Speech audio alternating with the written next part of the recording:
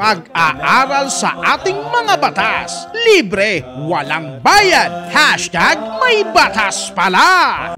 Isa po sa mga sakit ng ulo na kinaharap ng masang Pilipino kapag naghahanap ng trabaho dito sa bansa natin, mga kababayan, o abroad. Pati na rin sa pagpasok sa paaralan o pag-claim ng mga benefits mula sa pamahalaan o sa private entities, ang issue ay mga entries sa birth certificate. Pag may maling pangalan, maling birthday, maling apelido. Kaya minsan maaring may maling pagkakasulat ng pangalan nga eh. Kaya ewan ko po bakit iminamali nung araw.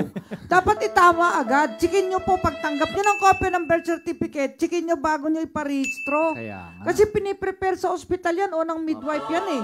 Chikin nyo mabuti. Ika nga, bago pirmahan ng tatay o ng nanay. Kasi kailangan pirmahan yan eh. Tsaka yung nurse, tsaka yung doktor na magpiprepare. Yung health worker. Chikin nyo kasi napakahirap, napaka-problema, pupunta pa sa korte. Buti ngayon may mga bagong batas. Anong minsan?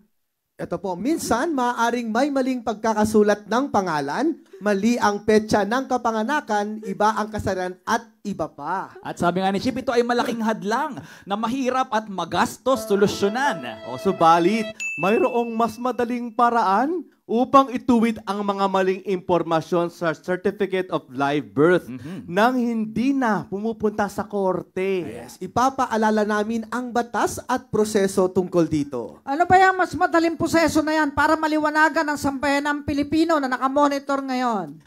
Karaniwang idinadaan sa korte ang mga issue tungkol sa pagpapaayos sa mga mali sa birth certificate. Ang prosesong ito ay judicial in nature na mas mahaba at magastos na paraan. Ngunit sa bisa nga ng Republic Act No. 9048 na inamyendahan ng Republic Act No. 10172, may mga mali sa live birth na maaari nang ipakorek lamang sa City Hall, munisipyo o consular offices kapag nasa ibang bansa. Ang prosesong ito ay tinatawag na administrative correction na mas madali at hindi magastos. Ay pag clerical o typographical lang talaga, madali yan eh. Ang nasusulat yan, tanging mga clerical nga typographical ang maaaring maituwid sa pamamagitan ng administrative ninad sa korte. Administrative correction sa City Hall o sa Municipal Registrar o sa Consul General abroad. Kung may embahada tayo. At ito yung mga pagkakamaling nagawa sa pagsulat. Ano pa? Pagkopya, pag-transcribe, o pag-type ng entry sa civil register na harmless o inukuwas na sadyang madaling makita ng mata at maaaring itama o baguhin lamang sa pamamagitan ng pagtukoy sa iba pang umiiral na talaan o record. Mga may mga mali na yan na dapat itama. Isa-isahin nga natin yan. Okay po, ang una po ay misspelled first name o nickname. Halimbawa. Ang halimbawa natin, yung Persida with the C to Persida with an S. Alam mo nangyari sa akin yan. Ang nagamit ko naman sa school nung bata ako with a C. Eh, nasa birth certificate ko pala with an S. Sabi sa akin ng principal, huwag mo nang gamitan yung C. Gamitin mo na yung Persida na with an S kasi para tugma sa birth certificate mo. Kaya naitama rin sa wakas. Kaya bata pala ako, naitama na. Yung ginagamit ko. Number 2, misspelled place o lugar ng kapanganakan. For example, Maribules, Butaan.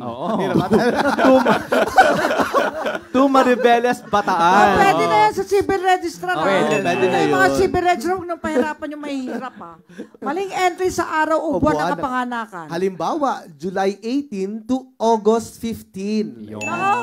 Sa akin, mali talaga yun. Nasulat, di ko na pinabago. Di ko sasabihin kung ano yung mali. Ayan, maling entry sa sex. O kasarian ng isang tao. So, male, naging female. Alam mo bakit? Kami nung araw, buti may forensic doctor dito, si Dr. RP na naging deputy dahil lawyer din. Aba, ay nakasulat siya ay female. Pagkatapos may balbas siya. Tapos, itsura niya lalaki. So, pumunta pa kami sa court. Kailangan pa mag-testify si Doc RP. Aba, nung bata pala siya, umiisa nakaupo. Kaya akala nung nanay niya, female siya. Yung pala hermaphrodite siya. Ayun. Kaya napakorek. Pero may doktor. Pero ngayon pwede na ipakorek yan. Yung male, female. Saan?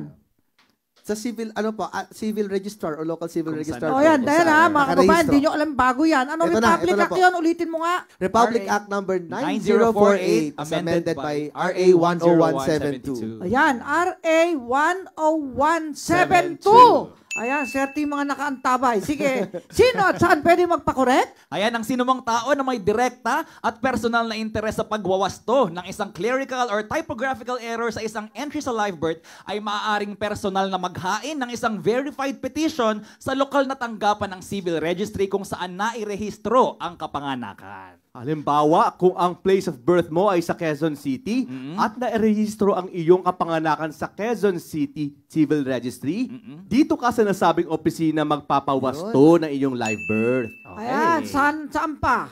Ngunit, kung sakaling ang petitioner ay lumipat na sa ibang lugar at hindi na praktikal para sa naturang partido na personal na humarap sa local civil registrar dahil sa gastusin sa transportasyon, oras at effort, maaaring isampa ng petitioner ang kanyang petisyon sa civil registrar kung saan Yan, kasalukuyan ang ganda siyang niyan, ha? naninirahan. Kung pinanganak ka sa Bacolod, sa Bisaya, nandito ka, pwede ka na pumunta sa civil registrar ng Quezon City. Yan ang malaking problema ko nung araw. Isipin nyo, 23 years na akong pouchip. Nung araw, problema ko yan eh. Pupunta pa dun. Kaya re-repair mo pa sa probinsya. Layo. And hindi na. Kayo mga civil registrar, pakibasa po ninyo itong batas na ito. Republic Act 10172. Kaya inaatasan ng batas ang dalawang local civil registrars na makipag-ugnayan sa isa't isa. Yun. Meron ng Zoom meeting ngayon, may virtual na, Kaya may nga. Viber, may Messenger, madaling-madali na at walang gasto. Coordinate lang. Basta meron kayong wifi o kaya meron kayong data. Yun. Okay? Ayan. Para naman sa mga Pilipino na nasa abroad Ito, o ayan. OFWs, anong gagawin? Ayan, maaari silang personal na maghain ng petisyon sa pinakamalapit na konsulado ng Pilipinas. Ayan. Eh, yung Consul. first name, ano ngayon? Madali na, ha? Halimbawa, ang first name na nasulat, Kili-Kili. Ay. Ay, di naman pala yun. Katawa-tawa Kundi yun. Eli. Ang pangalan. Eli-Eli O, ano pala. gagawin ngayon? Mali. Ang pangit eh. Obnoxious eh. Na Kili-Kili. At sa amin, merong araw eh. Ang sama ng apelido eh.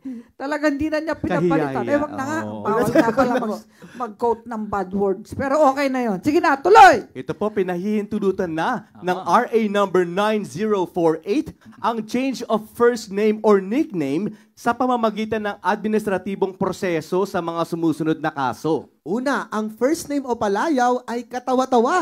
May bahid ng kahihiyan o napakahirap isulat o bigkasin. Ngayon, Si kilikili. Kili-Kili. Bagong first name o palayaw na may nakagawian, patuloy na ginagamit ng na gusto magpapalit, at siya ay kilala na ng publiko sa pangalan na yon, Yun. eh, hindi na ipapapalit. Yes. Siyempre, para walang confusion sa publiko. Pinapayagan para hindi malito. Tama. Halimbawa, kilala siyang Pedro.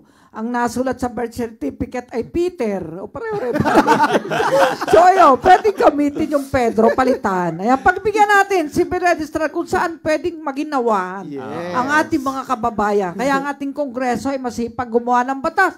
At balita ko, ang ating lower house, ang sipag gumawa ng batas. Napakaraming lang naipasa ngayon at Wow. ipinasa na sa ating Senado.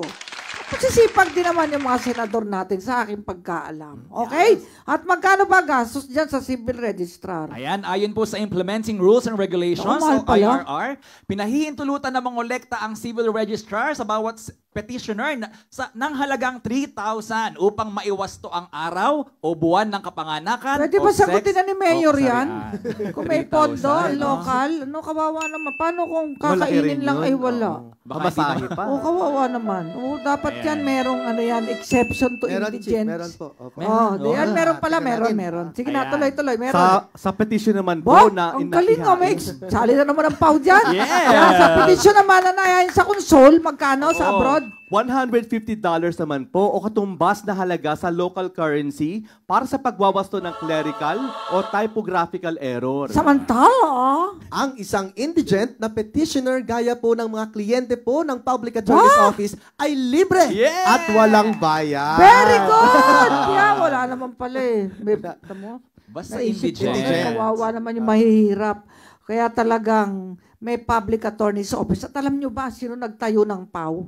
Ang dating pangalan nito ay Citizens Legal Assistance Office. At dati ito, bago naging Citizens Legal Assistance Silaw. Office, ay Court of Agrarian. Ayan, CAR.